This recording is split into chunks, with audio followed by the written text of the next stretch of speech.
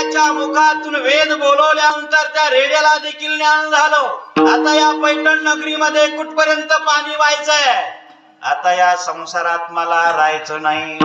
रेडा निघाल्याबरोबर रेड्याचा मालक देखील ज्ञानोबराया बरोबर आळंदीला जाण्याकरता निघाला. पण त्या रेड्याला आळेफाटे या ठिकाणी गेल्यानंतर कळालं की आता ज्ञानोबराया आळंदीला गेल्यानंतर समाधी घेणार आहे. पण त्यांच्या अगोदर आपणच या ठिकाणी त्यांच्या चरणावरती देह सोडायचा आहे. महाराज, ज्ञानोबरायाच्या चरणावरती त्या रेड्याने देह सोडल्यानंतर ज्ञानोबरायाने रेड्याला स्वतःच्या हाताने आळेफाटा या ठिकाणी समाधी दिली. ऐका ना, आळेफाटे या ठिकाणी ज्ञानोबरायाने ज्या रेड्याला समाधी दिली ना, त्या रेड्याचा जसा ज्ञानोबरायाचा संजीवन समाधी सोहळा भरतो ना, तसा आळेफाटे या ठिकाणी रेड्याचा देखील समाधी सोहळा भरतो. जसा 726वा समाधी सोहळा या वर्षी झाला, तसा रेड्याचा देखील 726वा समाधी सोहळा झाला. जसा ज्ञानोबरायाच्या समाधी सोहळ्यानिमित्त आळंदी या ठिकाणी अखंड हरिनाम सप्ताह आहे, ज्ञानेश्वरी पारायण आहे, तसं आळेफाटे या ठिकाणी रेडे महाराजांचा देखील नावाने अखंड हरिनाम सप्ताह आहे, ज्ञानेश्वरी पारायण आहे, काकडा भजन आहे. का बरं?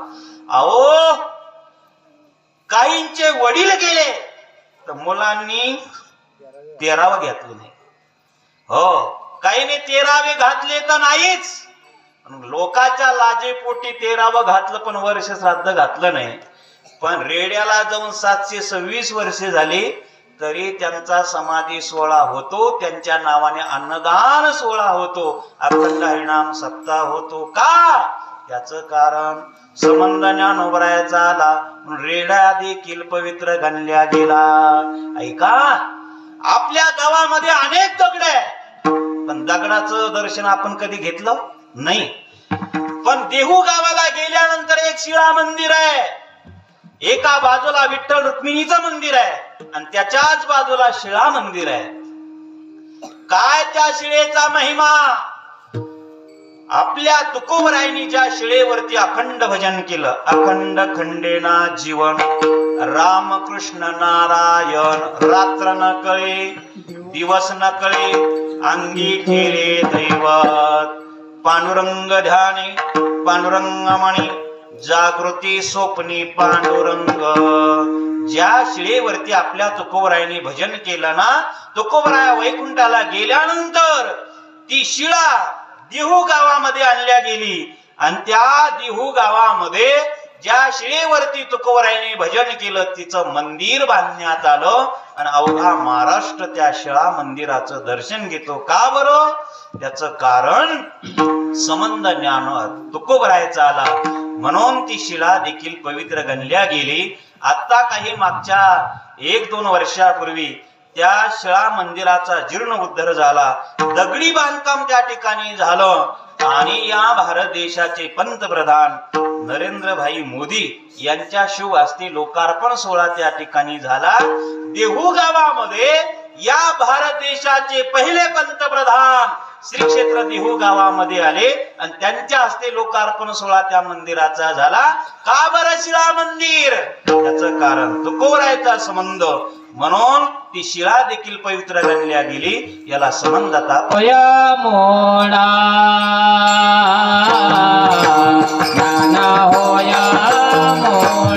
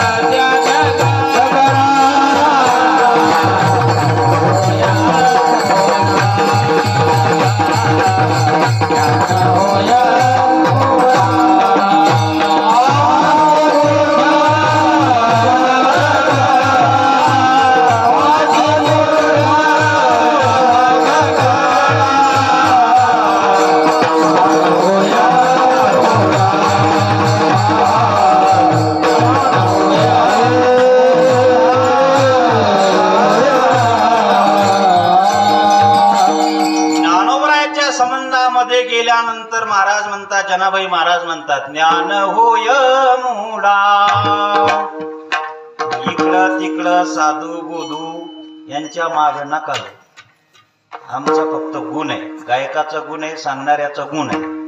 मानायचं असेल तर ज्ञानोबरायला माना, मानायचं असेल तर तुकोबरायला माना.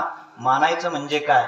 जर ज्ञानोबरायाच्या संबंधामध्ये जायचं असेल तर ज्ञानेश्वरी वाचा, तुकोबरायाच्या संबंधामध्ये जायचं असेल तर गाथा वाचा. याच्या त्याच्या भलत्या नांदी लागू नका. मनगटात ताकद पाहिजे, दुसऱ्याला हात दाखवून आपला विषय बर्बाद करून घेऊ नका.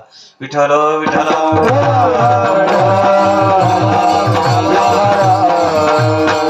काय दुर्दैव आहे अहो, तुम्ही आम्ही माणसं अडणी आहे, शेतकरी आहे, पण VIP वर्गातील आहे का नाही माणसं जर कर्मकांडाच्या नांदी लागत असेल आणि एक एक चिचुका 50,000 येत असेल.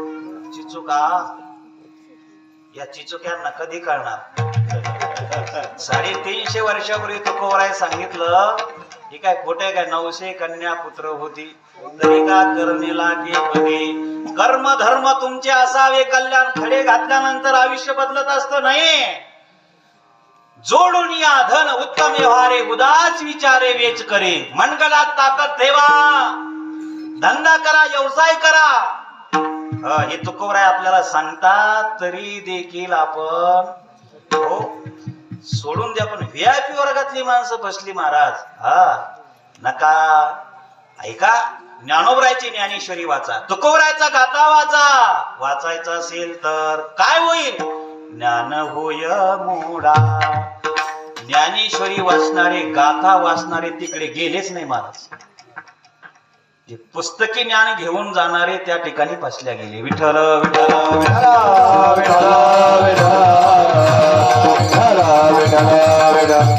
म्हणून ज्ञान होय मुडा, अति मूर्ख त्या दगडा. साधूच्या संबंधामध्ये गेल्यानंतर जर पशु पक्षी दगड माती जर पवित्र गणल्या गेले, तर आपण सजीव माणसं साधूच्या संबंधामध्ये गेल्यानंतर आपल्या जीवनाला पवित्रपणा आल्याशिवाय राहणार नाही.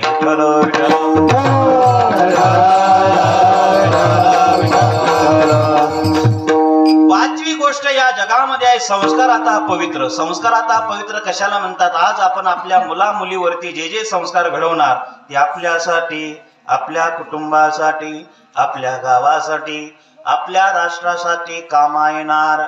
म्हणून आपल्या मुला मुलीवरती योग्य संस्कार घडवा महाराज. संस्कार जर आपण आपल्या मुला मुलीवरती घडवले तरच आपलं कल्याण आहे, नाहीतर खूप गोष्ट अवघड आहे. संस्कार घडवण्याकरता आपण काय केलं पाहिजे? आपण आपला मुलगा 22 वर्षाचा आहे ना, तर आपण त्या मुला देखत आपला बाप 65 वर्षाचा आहे, त्या 65 वर्षाच्या बापाची वडिलाची सेवा आणि 60 वर्षाच्या आईची सेवा आपण त्या 22 वर्षाच्या मुला देखत केली पाहिजे. जर 22 वर्षाच्या मुला देखत आपण आई वडिलाची सेवा नाही केली तर तोच आपला 22 वर्षाचा मुलगा चक्री व्याजा सगट परत फेड आपल्याकडून करून घेतल्याशिवाय, चक्री व्याज कळालं ना? चक्री व्याज जर आपण त्या मुला देखत आई वडिलाची सेवा आपण केली नाही तर आपला मुलगा आपला चक्री व्याजा सगट वसुली केल्याशिवाय राहणार नाही. म्हणून संस्कार द्या त्यांना. संस्कार ऐका. संस्कार 13 वर्षाचं वय राजाधिराज छत्रपती शिवाजी महाराजांचं आहे. खेळत असताना एक कसाई गाय कापण्याकरता घेऊन चाललेला आहे. राजांनी ओळखलं, माझ्या आईने मला शिक्षा अभ्यास देत असताना, शूरवीरांच्या कथा सांगत असताना, संस्कार देत असताना सांगितलं होतं की या गायीच्या हा अंगामध्ये 33 कोटी देवतांचा निवास आहे. ती माता आहे आणि या मातेला मारण्याकरता जर एखादा कसाई घेऊन जात असेल तर मी हे माझ्या स्वराज्यामध्ये होऊ देणार नाही. राजे निघाले, धावत पळत गेले. म्यानातील भवानी बाहेर निघालेली आहे. गोमातेला सोडवलं आणि कसायाची मान धडा वेगळी केली. रक्ताने माखलेली तलवार घेऊन राजे आईसाहेबासमोर आले. महासाहेब, माझ्याकडून अपराध घडला की गुन्हा घडला मला कळत नाही. काय केलं राजे तुम्ही? ही माझी आऊसाहेब रक्ताने माखलेली जी तलवार आहे ना जी, एका कसायाची मान धडा वेगळी केली. का त्याला मारलं? तो आपल्या गोमातेला मारण्याकरता घेऊन चालला होता. म्हणून तिला मी वाचवलं. का वाचवलं? राजांचे उद्गार आहे, जर ती गोमाता या भारत देशामध्ये वाचली नाही तर या भारत देशातलं कृषी तंत्र धोक्यात येऊ शकतं. आणि कृषी तंत्र जर धोक्यात आलं ना, या राष्ट्रातला प्रत्येक मनुष्य, प्रत्येक जीवात्मा घासाघासाला विष खाल्ल्याशिवाय राहणार नाही. आणि आपण काय करतोय आज? प्रत्येक घासाला विष आपल्या पोटामध्ये चाललं. हो, 20-22 वर्षाचा मुलगा हृदय विकाराच्या झटक्याने मरण पावतोय. 35 वर्षामध्ये अटॅकचा झटका आपल्या जीवनामध्ये येतोय. याचं कारण तेलामध्ये देखील मिक्सिंग आहे, असं काही केमिकल आहे की आपण आताच्या ज्या सुना आहे ना, त्या सुना ऐका जरा, आपण उठलक सुटलक तेलाचे कॅन्डस त्या कढईत ओढतो. पण जरा धरणात घ्या, पहिलं चमचा भरच इतकुस तेल राहायचं तर माणसं सदृढ राहायचे महाराज, चांगले धडधाकट. आता कॅन्डीच्या कॅन्डी होता, पण सगळे अगरबत्ती छापच आहे. हा, केमिकल आहे त्या तेलामध्ये देखील. खाऊ नका असं नाही, पण प्रमाणामध्ये खा. जास्त प्रमाणामध्ये आपण तेल खाल्लं तर आपल्या जीवनामध्ये रक्ताच्या गाठी होणार. रक्ताच्या गाठी झाल्या की आपल्या जीवनामध्ये हृदय विकाराचा झटका येणार. घासाघासाला विष पोटामध्ये जाणार आहे मासाहेब. काय? जी हा. म्हणून मी त्या गोमातेला वाचवलं. ऐका दादा, ज्या वेळेस इंग्रज ऑफिसर समोर महात्मा गांधी घोषणा देत होते, हमारा देश स्वतंत्र होना चाहिए और हमारी गो माता स्वतंत्र होनी चाहिए. एका इंग्रज ऑफिसरने विचारलं, महात्मा जी देश स्वतंत्र होना चाहिए सही है, लेकिन गो माता स्वतंत्र होनी चाहिए, इसका क्या मतलब है? त्यावेळेस महात्माजीने दिलेलं उत्तर फार गोड आहे. महात्मा गांधी म्हणले, अजून माझा देश 10 वर्षानंतर स्वतंत्र झाला तरी चालेल, पण या देशातली पहिली गो माता स्वतंत्र झाली पाहिजे, याच्या करता मी प्रयत्न करणार आहे. विठ्ठल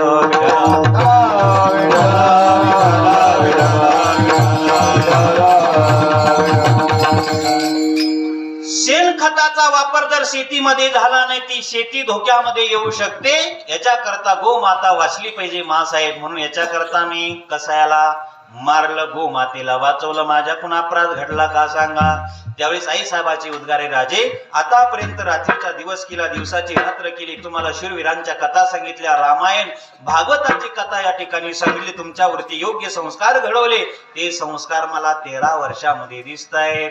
येणाऱ्या भावी काळामध्ये या राष्ट्रामध्ये, या भारत देशामध्ये स्वराज्याची स्थापना झाल्याशिवाय राहणार नाही. आणि या स्वराज्याच्या राज्यामध्ये कोणावरती देखील अन्याय होणार नाही. हे संस्कार मला 13 वर्षामध्ये तुमच्यामध्ये दिसत आहेत. म्हणून मला आनंदाची गोष्ट वाटते. याला म्हणा संस्काराचा पवित्र. विठ्ठल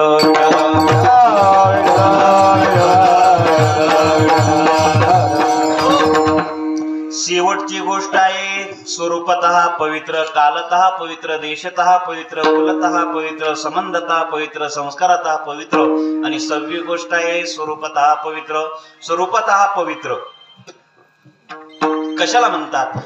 पवी आदित्र बरोबर पवित्र. पवित्र शब्दातून स्वरूपतः पवित्र शब्दाचा अर्थ आहे का? पवी म्हणजे धनुष्य. पवी म्हणजे धनुष्य जो वाकडा असतो, जो जीवनात वाकडा असतो, तो दुःखाला कारणीभूत असतो. दुःखाला कारणीभूत या जगामध्ये अज्ञान आहे. मग दुःखाला कारणीभूत अज्ञान आहे, तर पवी या शब्दाचा लक्ष्यार्थ झाला अज्ञान. राहिला कुठला शब्द? त्र. या अज्ञानापासून जे रक्षण करतात त्यांना म्हणा पवित्र. मग अज्ञानापासून रक्षण करणारे कोण आहेत? ते संत आहेत. ते कसे आहेत? महाराज म्हणतात ते पवित्र आहे. विठ्ठल